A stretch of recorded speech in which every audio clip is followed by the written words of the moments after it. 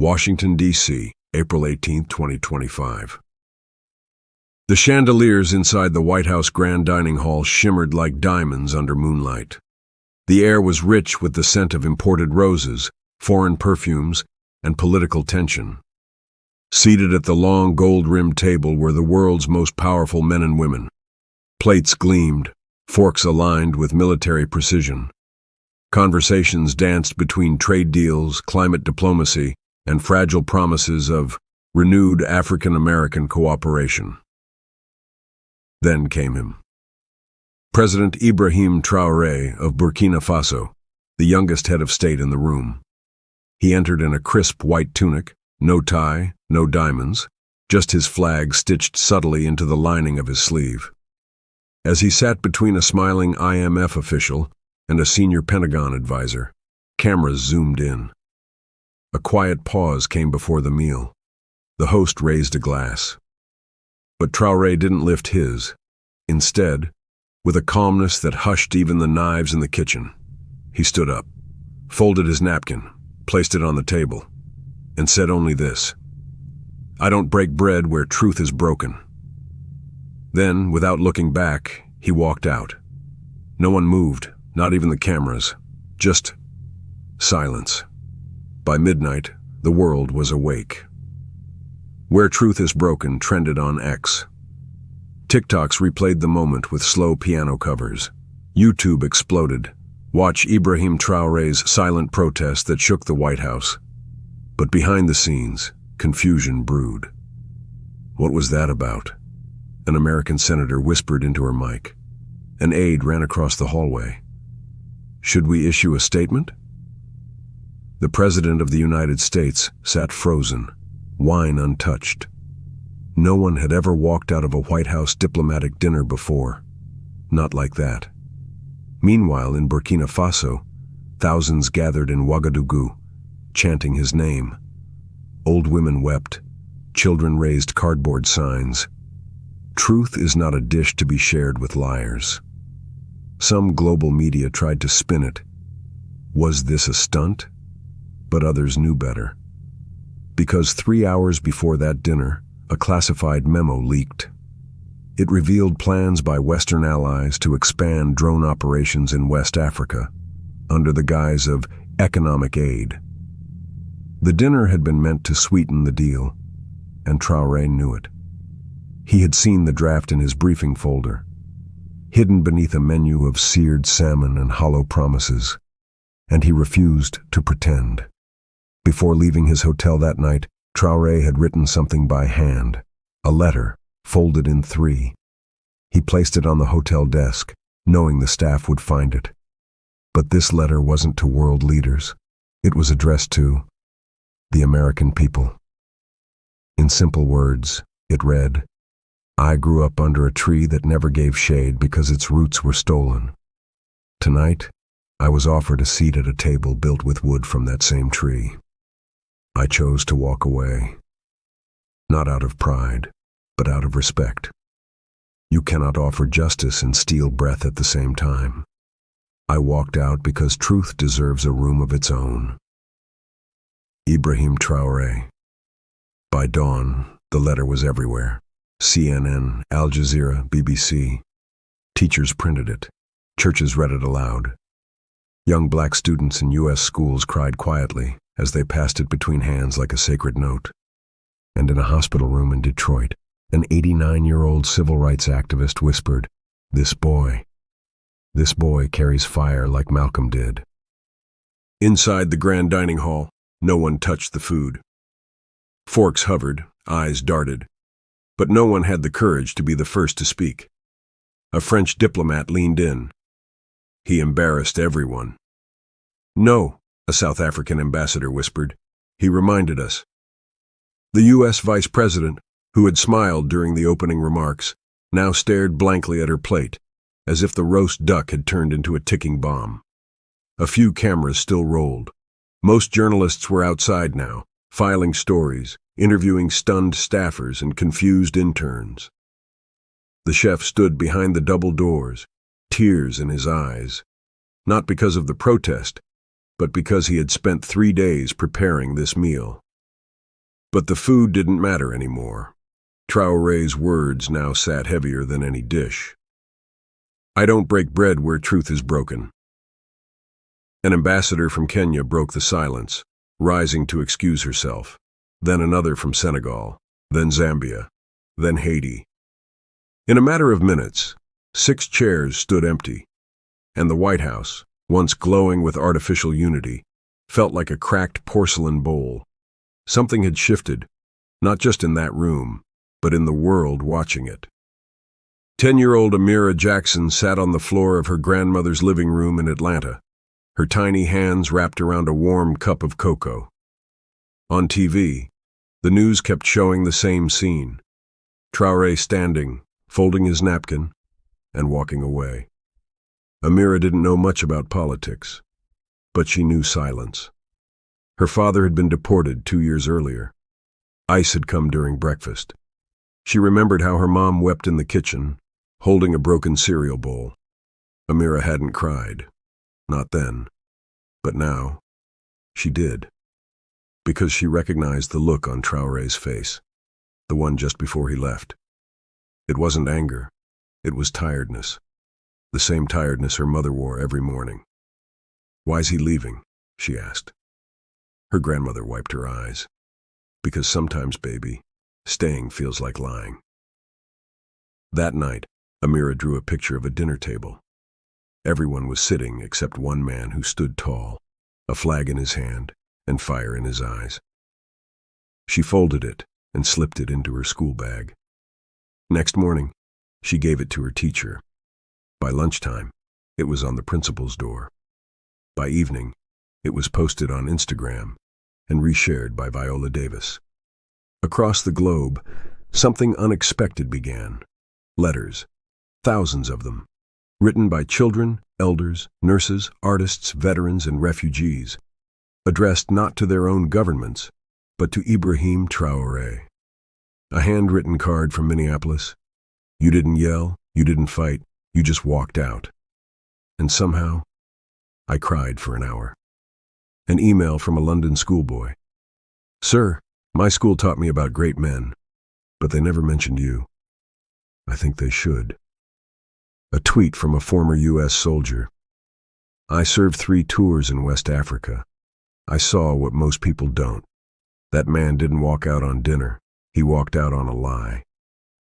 By day 3, Burkina Faso's postal office had to call in volunteers to sort through over 20,000 messages from 49 countries.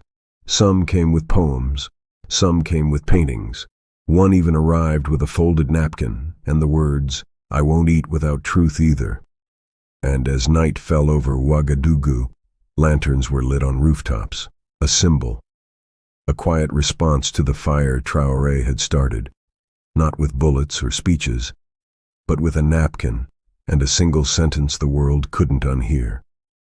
4 days had passed, but in the White House, the air still hadn't cleared. The staff cleaned the plates that were never touched. The official photographer deleted half the pictures. And inside the West Wing, U.S. advisors argued behind closed doors about whether to apologize or stay silent. But silence was no longer an option. A journalist from Ghana, Ama Kofi, asked the question live on MSNBC. If President Traoré's walkout was disrespectful, then what do we call hosting lies with wine and linen? The clip went viral. A few African leaders, at first cautious, now stepped up. Rwanda issued a statement. "We support sovereignty before ceremony." Senegal's president reposted Traoré's quote, adding, "Bread without justice is just noise in the stomach." That night, the U.S. president finally made a speech. But it was lukewarm, scripted, vague. "We remain committed to our partnership with Africa," he said, voice flat. "We believe in honest dialogue. No apology, no mention of drones, no truth." And in a quiet room in Burkina Faso, Traoré turned off the TV. He didn't speak. He just looked out the window, at the people waiting for him in the streets below. She had waited in the sun for 7 hours. Wrapped in a faded cloth, she stood outside the presidential gates of Ouagadougou, holding a basket of roasted ground nuts and a folded photograph. Her name was Maman Rukiata.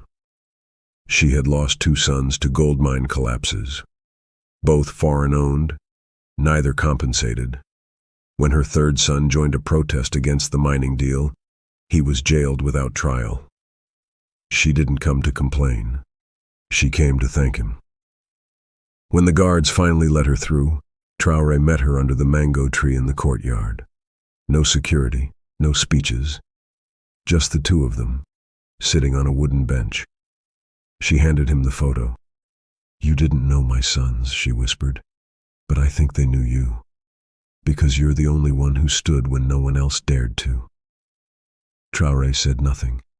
He took her hand in both of his. His eyes watered. She placed a single groundnut in his palm. "Eat, my son, but only when truth is near." That night, Traoré didn't attend a cabinet meeting. He walked alone under the moonlight, with a groundnut in one hand and a broken world in the other. In a small town outside Nairobi, a 3rd-grade student named Musa did something unusual during lunch. He stood up, folded his napkin, placed it gently on the table, and whispered, "I don't break bread where truth is broken."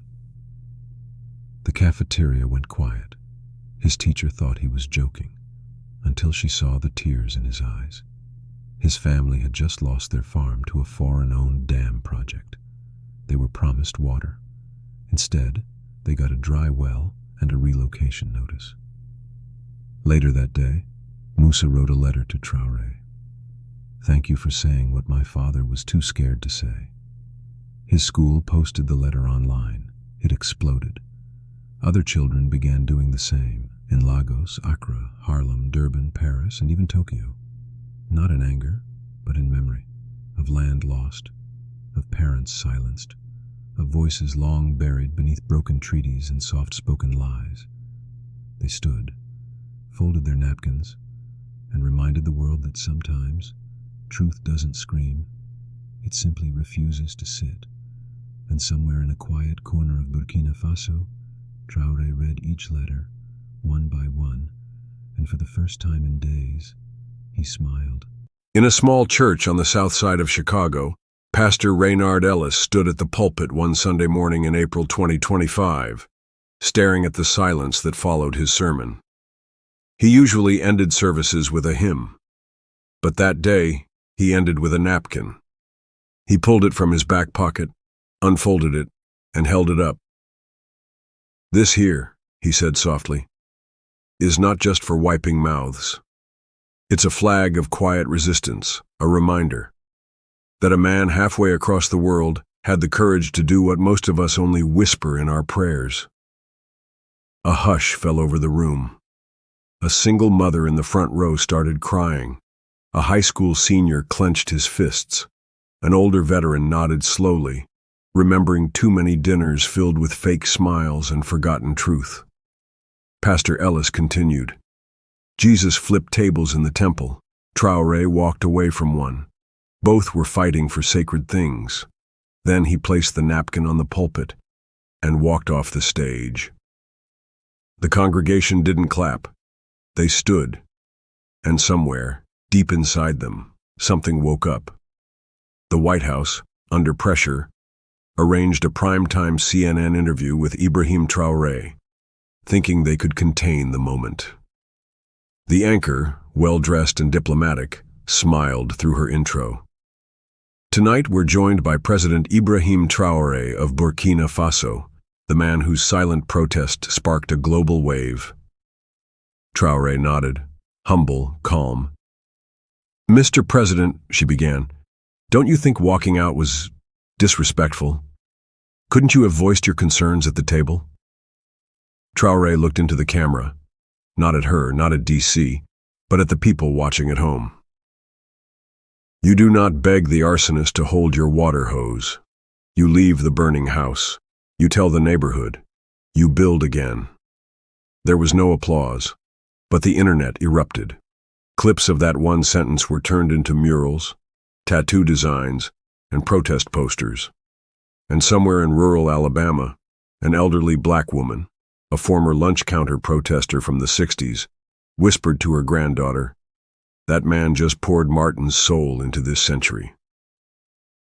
On the 1st of May 2025, a global economic summit was held in Berlin. Leaders from 70 countries attended, but when the seating chart was released to the press, one seat drew attention. Seat 22B, reserved for President Ibrahim Traoré. But Traoré wasn't there. Instead, in his place was a single folded napkin on the table, laid on an official Burkina Faso flag. Attached to it was a card. "Until dignity is served, this seat remains empty." Gasps filled the room. Some smirked. Others stood still, staring. Suddenly, an unexpected chain of events followed. The delegate from Chile walked out. A youth ambassador from Jamaica left a flower on the napkin. Norway's finance minister placed a letter under the flag. "Thank you for giving silence a spine." The room, once proud and polished, now felt hollow. One chair, one napkin, had said what 50 microphones couldn't. And outside the summit building, thousands of young people gathered holding white napkins high in the air. Quiet, peaceful, immovable, and all across the world. Truth was no longer just spoken. It was witnessed. Late one evening in Ouagadougou, the presidential line rang. Traoré was alone. No aides, no generals, no advisors. Just him, a cracked teacup, and the burden of 1,000 headlines. He answered softly. "Hello?" It was his mother. Her voice was old but sharp, like a drum softened by time. "Ibrahim, I saw your face on the news again." He smiled. "What did I do this time?" "You told the truth. But be careful, son. Truth is heavy. It will either crown you or crush you." He didn't respond. His throat tightened. All the strength he had shown on camera, in interviews, on the world stage, slipped for a moment. "Are you tired?" she asked gently. He nodded, even though she couldn't see. "Come home," she whispered. "Come sit under the mango tree. I'll cook with my hands, no microphones, no speeches."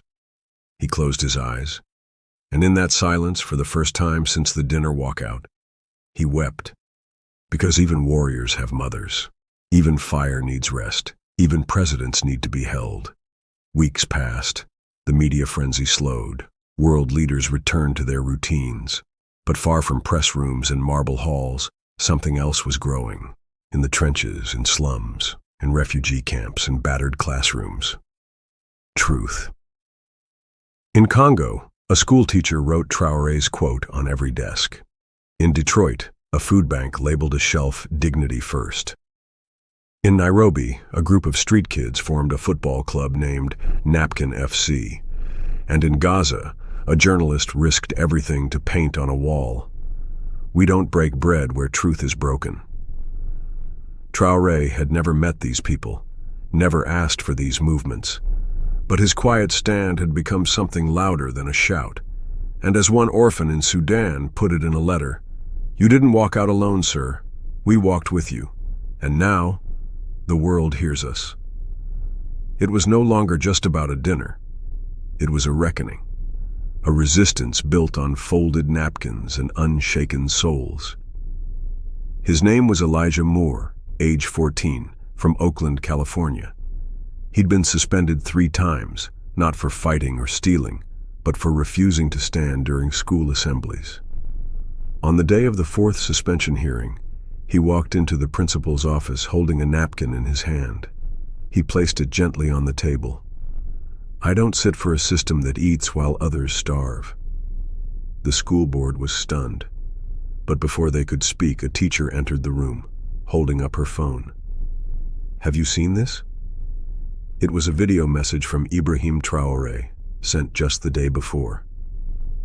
"To the children standing for truth, you are not small. You are the foundation. I see you. I believe in you. Keep folding your napkins. Keep walking when silence gets too loud." The room fell silent. No one suspended Elijah again. Instead, the school invited him to give the graduation speech, and as he stood on that stage, holding the same napkin, mothers cried, fathers cheered, and the world began to understand. Traoré didn't leave the table to walk away. He walked to make room for all of us. In a quiet cemetery outside Birmingham, Alabama, a retired U.S. Marine named Samuel Carter, age 74, stood trembling over a grave. His brother, Corporal Jeremiah Carter, had died in 1984 in West Africa during a peacekeeping mission no one ever fully explained. For decades, Samuel believed his brother died serving freedom, until Traoré's speech, until the memo leaked, until the photos resurfaced. He realized his brother hadn't died in a war. He'd died guarding a gold mine. Samuel dropped to his knees. He clutched a letter, not from the government, but from a volunteer researcher in Burkina Faso who found Jeremiah's field notes in an abandoned French base. It read, "They say we're here for peace, but I haven't seen peace. I've seen diamonds, oil barrels, and stolen names." Samuel looked at the tombstone, tears streaking his weathered face. Then, with trembling hands, he unfolded a white napkin and placed it on his brother's grave. "I'm sorry, Jeremiah," he whispered. "We were eating lies, and I didn't know." The wind moved the napkin gently, but the world, it would never move the same again. May 30th, 2025. The sun dipped low in Ouagadougou as thousands gathered for a national address. But there was no stage, no bulletproof glass, no anthem, just a wooden stool beneath the old mango tree in the presidential garden. And there sat Ibrahim Traoré, no title, no script, just a folded napkin in his lap. He looked tired, human, raw. "I didn't walk out of that dinner to insult anyone," he began. "I walked out because truth had already been insulted. Our pain was plated, our land was toasted, but our people were never truly invited." The crowd didn't cheer. They listened, like children to a bedtime story they knew was true. "This is not about me. This is about you. You, who have lost farms, names, songs, fathers, and futures. You, who were told to be quiet while the world clapped with one hand. You, who were never given a seat." He held up the napkin. "We will build a new table, where no one has to fold this again to be heard." A silence followed. Then a child in the crowd lifted his hand and whispered, "Ibrahim, we're already building it." June 12th, 2025. A global mural was unveiled on a wall in Geneva facing the UN building. Painted across it were the faces of silent heroes: Amira, Musa, Maman Rukiata, Elijah, and Jeremiah Carter. And in the center, Traoré. Not as a president, but as a man folding a napkin. No flags, no guns, just quiet strength. Across the world, people gathered. They didn't march, they didn't chant. They sat together at makeshift tables, in refugee camps, libraries, town halls, mosques, and churches. They placed napkins on empty chairs to remember the missing, the silenced, the betrayed. And in every language, one sentence echoed, "We don't break bread where truth is broken." This wasn't a protest anymore. It was a prayer, a promise, a pause so sacred, even lies felt ashamed to enter. Traoré stood once more at a small schoolhouse, surrounded by barefoot children, and whispered, "Truth is the table we build when silence becomes louder than applause." And then, quietly, he bowed his head and placed the napkin down one final time. Not in anger,